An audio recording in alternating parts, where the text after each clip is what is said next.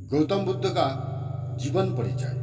गौतम बुद्ध का जन्म ईसा से 563 साल पहले जब कपिलवस्तु की महारानी महामाया देवी अपने निहार देवदत्त जा रही थी तो रास्ते में लुम्बिनी वन में हुआ। यह स्थान नेपाल के तराई क्षेत्र में कपिलवस्तु और देवदत्त के बीच नेतनवा स्टेशन से 8 मील दूर पश्चिम में रुक्मिणीदेही नामक स्थान है, वहाँ आता है। जहाँ एक लुम्बिनी नाम का वन था, उनका नाम सिद्धार्थ रखा गया। उनके पिता का नाम शुद्धोधन था। जन्म के 7 दिन बाद ही माँ का देहांत हो गया। सिद्धार्थ की मौसी गौतमी ने उसका लालन पालन किया। सिद्धार्थ ने गुरु विश्वामित्र के पास वेद और उपनिषद तो पढ़ी ही, राजकाज और युद्ध विद्या की भी शिक्षा ली। कुश्ती, घोड़दौड़, तीर कमान, दौड़ भागने का कोई उसकी बराबरी नहीं कर पाता। सिद्धार्थ के मन में बचपन से ही करुणा भरी थी।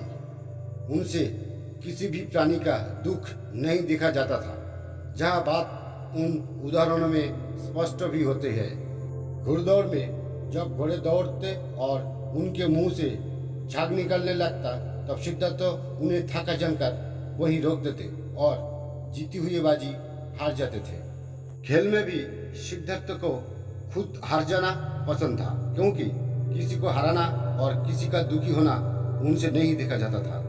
एक समय की बात है, सिद्धार्थ को जंगल में किसी शिकारी द्वारा तीर से घायल किया हंस मिला। उन्होंने उसे उठाकर तीर निकाला, सहलाया और पानी पिलाया। उसी समय सिद्धार्थ का चचेरा भाई देवदत्त वहां आया और कहने लगा कि ये शिकार मेरा है, मुझे दे दो। सिद्धार्थ ने हंस देने से मना कर दिया और कहा कि तुम तो इस हंस को मार रहे थे, मैंने इसे बचाया है। अब तुम ही बताओ कि इस पर मारने वाले का हक होना चाहिए कि बचाने वाला का।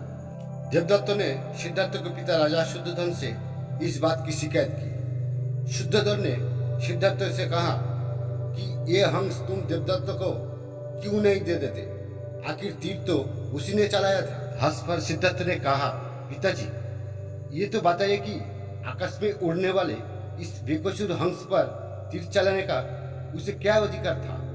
हंस ने देवदत्त का क्या बिगाड़ा था? फिर उसने तीर क्यों चलाया, क्यों इसे घायल किया? मुझसे इस प्राणी का दुख देखा नहीं गया, इसलिए मैंने तीर निकालकर उसकी सेवा की, उसके प्राण बचाए। हक तो इस पर मेरा ही होना चाहिए। राजा शुद्धोधन की सिद्धार्थ को बात जच गई। उन्होंने कहा, ठीक है, तुम्हारी कहना मानने वाले से बचाने वाला ही बड़ा है, इस पर तुम्हारे ही हक है। शाक्य वंश में जन्मे सिद्धार्थ का 16 वर्ष की उम्र में दंडपानी शाक्य की कन्या यशोधरा के साथ विवाह हुआ। राजा शुद्धोधन ने सिद्धार्थ के लिए भोग विलास का भरपूर प्रबंध कर दिया। 3 ऋतुओं के लायक 3 सुंदर महल बनवा दिया। वहाँ पर नाच, गान और मनोरंजन की सारी सामग्री जुटा दी गई। दास दासी उनकी सेवा में रख दिए गए, पर ये सब चीजों सिद्धार्थ की संसार में बांध कर नहीं रख सके।